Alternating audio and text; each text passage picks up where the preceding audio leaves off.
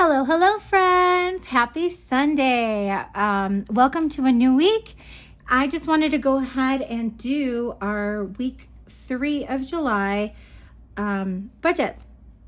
For those of you who are new to this channel, since I do have some new subscribers, my husband and I are currently on a journey to pay off $69,000 worth of debt in order to get into our first home within the next 5 years. That being said, thank you to each and every one of you who have been with us since the beginning.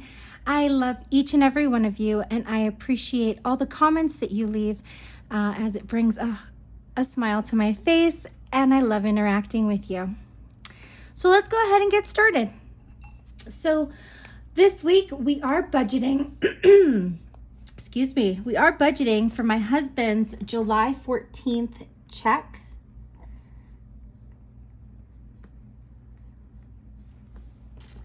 And he's the only one that gets income this week. I do get paid monthly, and he gets paid weekly, which is why we are weekly budgeters. The minimum that we are expecting this week is going to be $707, since he did work last week, and last week's wages get paid the following Thursday. Now, as always, I'm going to go ahead and put a spot for rollover and a spot for savings. And we don't budget to use any of those this week. So our income total is going to be the $707. Now this week we have 4 bills due. We've got Xfinity. I have had a couple of you ask why we pay so much for Xfinity, and unfortunately I am in a contract with them, and I was able to lower our bill $20 when I started budgeting, but I do have to stay with them for the remainder of the contract. We also have Advantage due,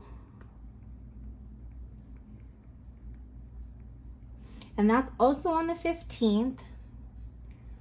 My husband's Microsoft subscription is due also on the 15th, and then Cricket. So Cricket is also due on the 15th. So we've got a lot of bills due right on the 15th. Now, we budget $149 for the Xfinity. Advantage is currently on for $96. Next month, it's going to jump to $180.84. So this is the last month that we're going to go ahead and pay the lower amount. Microsoft is budgeted for $16, and then the Cricket is budgeted for $11. And those are all the bills for this week. So when we add those together, we end up with $272 as a bill total. And when we take that away from our income, that equals $435. So we'll have $435 as a leftover. Now, as of last week, we did fully fund food for the month. We have fully funded miscellaneous for the month. So what I'm thinking of doing is adding $100 to gas, because I'm going to be filling my tank shortly. I'm at about a quarter tank. Let's go ahead and add $100 to pets, because they do get groomed on Tuesday. I'll hold off on my husband for now. I'll hold off on me.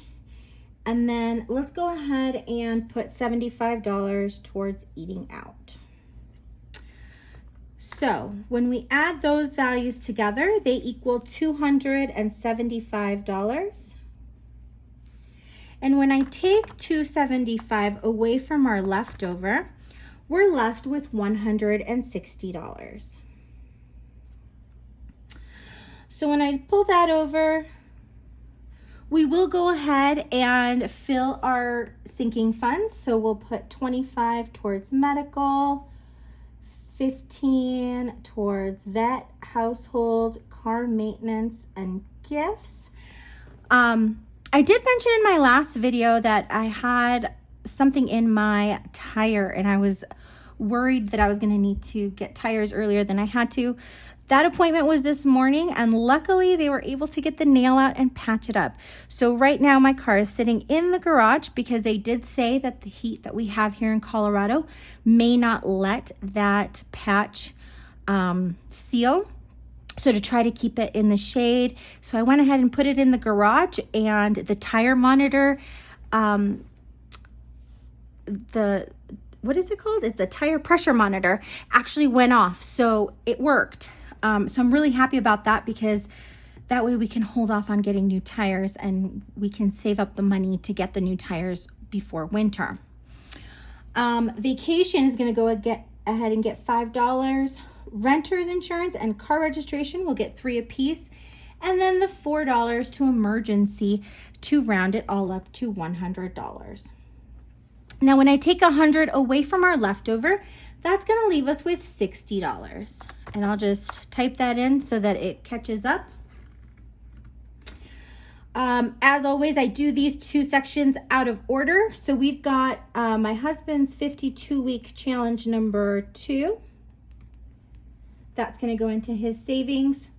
I put a spot for the 20-pound challenge. And a spot for buffer.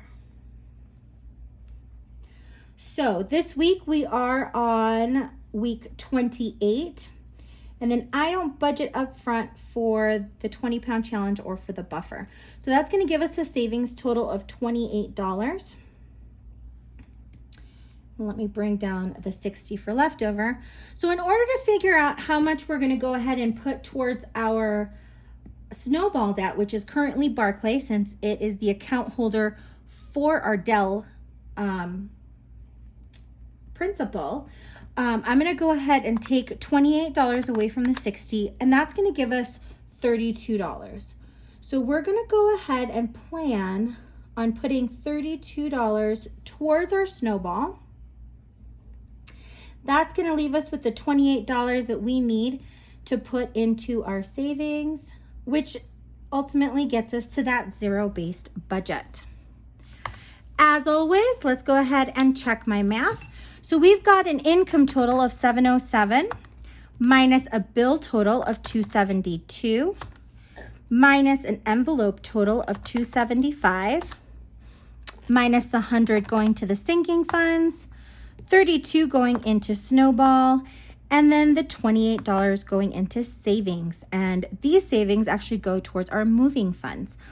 So they are quite important. And that gets us to our beautiful zero-based budget. Perfect. So we are all set with our budget for week 3. Now this will go into effect on Thursday, which is the 14th, and it is my husband's payday. So we are all set. I'll be back on Wednesday to give you our spending totals. And then on Thursday, I'll be back with our paycheck update numbers. And then hopefully we'll have the money to do a cash stuffing on Friday. As always, I hope that each and every one of you is having an amazing day. May you be blessed with the rest of this weekend. And I hope that you have a wonderful week. I'll see you guys soon. Take care. Bye.